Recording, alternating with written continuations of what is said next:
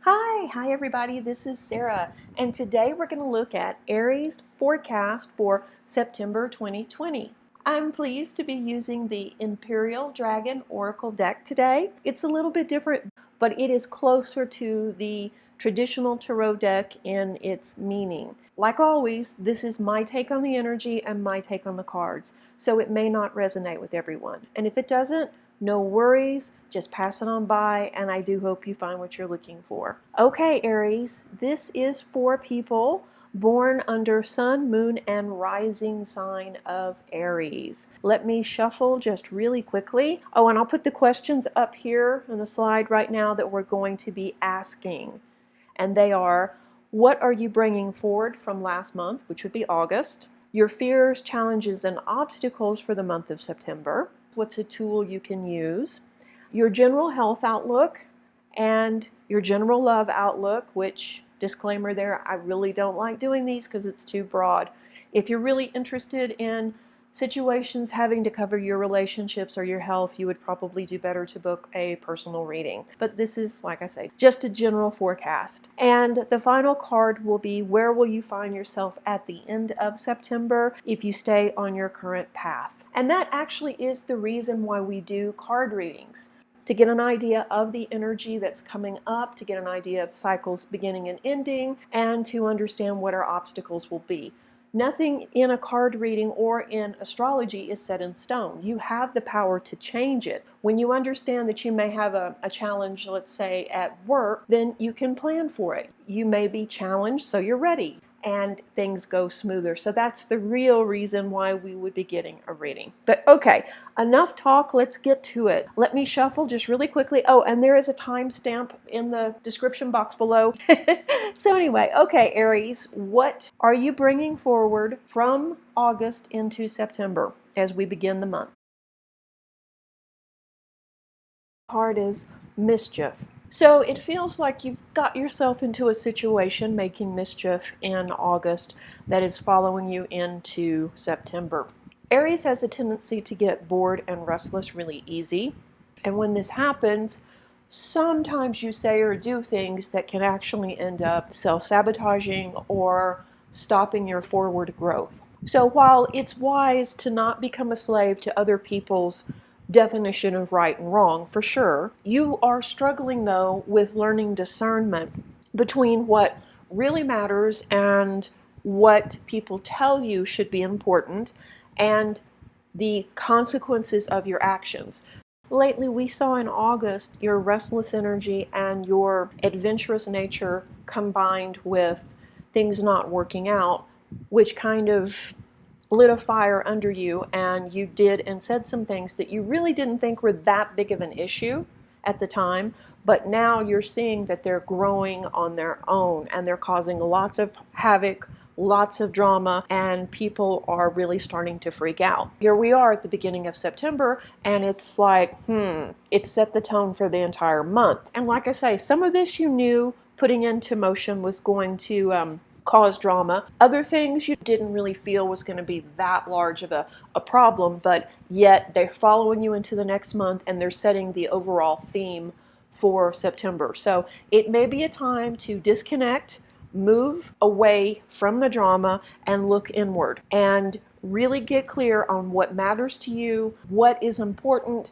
and how you're going to move forward from this point. Things are going to look very different at the end of September. We've got the planets going in retrograde. We've got the autumn equinox. We have a lot of things happening. So there are lots of opportunities to change the direction you're on. But to ensure this doesn't continue or that it doesn't actually get worse, you're going to have to get really clear on what you want and what is the best case scenario. How do you see things turning out for the absolute best, and then work towards that goal? Not give in to momentary lapses of judgment just because you're bored, restless, or maybe even a little bit angry with someone. So yeah, it's interesting. This card relates to the devil in the Rider-Waite deck. So to give you a little more idea of the energy you're bringing forward. All right, so let's shuffle and look at what your fears, challenges, and obstacles are.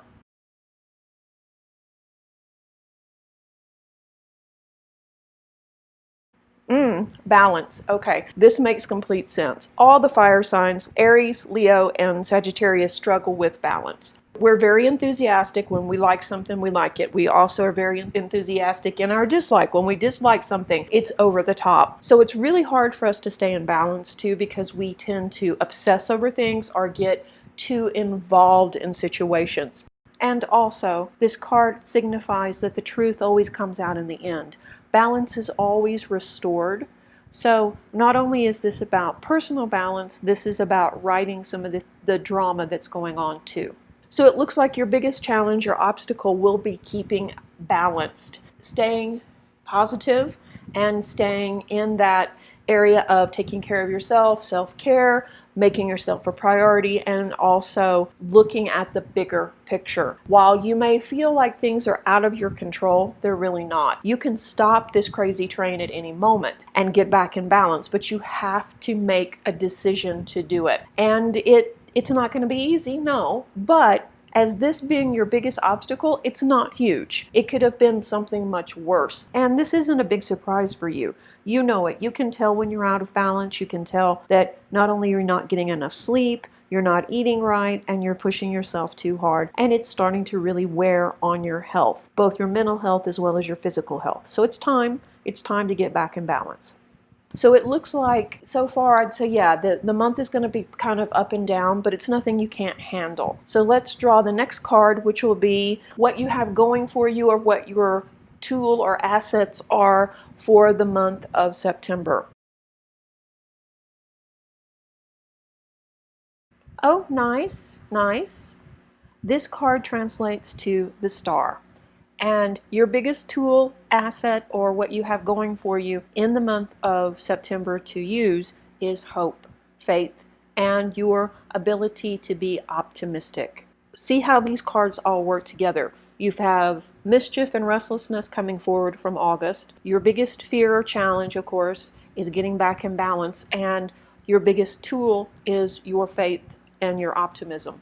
So you can see how you shift from being restless and mischief making into a more grounded idea of what you want. When you use this tool, when you use your faith and your optimism, then the world opens up for you. And instead of it being gloomy, horrible place where everybody's against you, you see that you do have opportunities, that you can fix some of these things that are falling apart. And also things aren't as bad as you once thought they were. It's still within your ability to bring the situation forward in a way that you want it to be. Instead of you just being at the mercy of the energy, you can come in and take control of the situation. If you stay positive, and if you think of the best case scenario, how things are going to turn out, it's going to be a lot more likely it happens that way, as opposed to getting into that catastrophic thinking and being negative and being so worried about everything, because all that's doing is stressing you out and sapping your energy. This is a really good card, and it's in a really good placement too.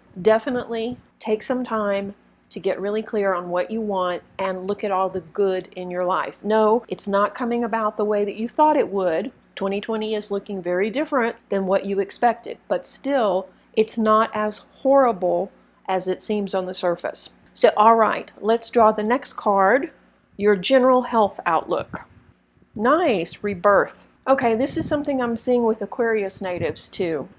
Basically, transformation is different than transition. So when we look at this card, especially regarding your health, once again, if you decide to make your health a priority and shift your focus, then things will immediately improve. Overall, your health has been pretty good. You've been too stressed, and because of that, you've probably been battling stress headaches, maybe some fatigue, and just generally a rotten mood, because you are stressed. And because you are stressed, you're also not sleeping enough, you're not eating right, and you're not getting enough exercise. They're all working together to kind of just keep you stuck. But the good news is, once you start committing to a self-care program and getting a good night's sleep and not worrying about every problem in the world, then things will start to balance out some. It looks like overall you're probably going to work on getting your strength back this month and feeling more like you physically. Also, I would say this is a very good placement for this card because you are transforming.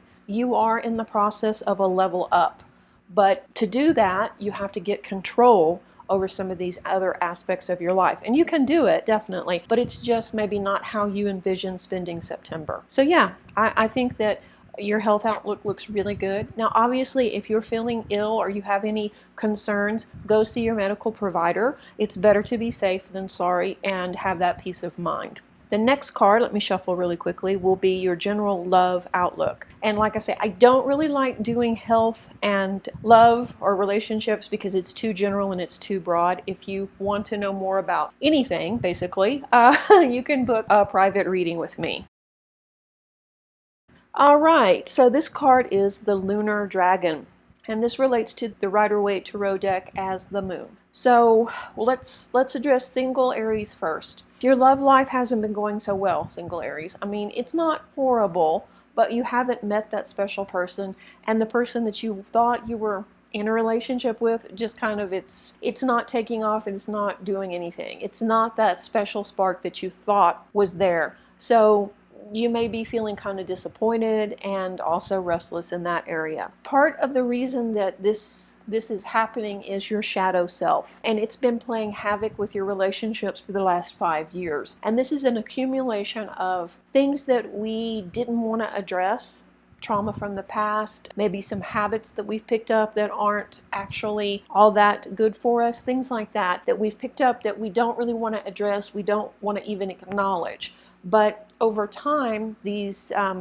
trauma from the past and this self-sabotage has kind of grown into an integral part of your life. And because of that, you're seeing your relationship through this filter of things didn't work out in the past, so why would they work out now? And it's really impacting you when you're dating. You're turning down people that probably you should be going out with, opting for maybe not the best matches because they're more reminiscent of people from your past. This would be a great time to just take the month off and not worry so much about dating and actually work on doing some deep healing work on yourself. It's not going to be fun, but it's definitely needed. Partnered Aries, it's been pretty much the same. The relationship has been up and down because you have things from your own past that are being triggered by your partner's actions. For things to move more smoothly in September, it would be wise for you to look deeply within yourself and address these issues. Everything that's happening on the surface is just a symptom of something else. Until you address these issues,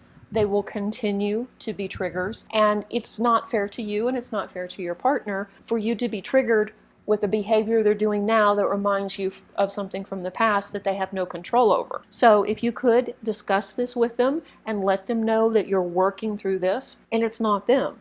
Or if it is them, then explain to them why it's triggering you and how this is making you feel in this relationship. Overall, it looks like an up and down month for you. It's not going to be a major crisis, but if you can get clear on the real issue, then things will be a lot smoother for the rest of the year. This is nothing new. It's been going on for months, so it's not a big surprise. Okay, and the very last card, let me shuffle really quickly. This is where you'll find yourself at the end of the month if you stay on your current path. And once again, this is the whole reason we do readings. If you don't like how things are going this month in the reading, for instance, then address those issues and change it. Because yeah, you can change this just by working on yourself or taking that time for self-care. So the last card is Judgment. This is the end of one cycle and the beginning of a new one. We are finishing up a cycle, and it won't really start until about mid-October. But I think you can definitely feel the shift of energy already. This card also signifies that family female members will be more active in your life at the end of September and moving into October. Basically, it's judgment. In the end, the truth comes out. So if you are doing something shady, be prepared. By the end of the month, it will probably come out. If you are in a situation where you feel like someone is doing something shady to you, then take heart, because it will probably come out by the end of the month. If you're not happy where you are, then you're going to have to make some changes. It's not going to just magically fix itself, which is probably not what you want to hear either. You fixed one problem last month. Resolving that one problem really helped the overall situation, but it looks like it also freed up energy for you to work on some more. So I know that's kind of vague, but this is a general forecast for, thousands and thousands of Aries. I think that this, of course, will resonate with the right people. So anyway, like I said before, if you would like some more information, you can book a private reading with me. You can find me at Serenity. I'll put my information up here and in the description box below. And if you haven't already, please subscribe so that you don't miss any of the new videos. Thanks for watching. Reiki blessings. Bye-bye.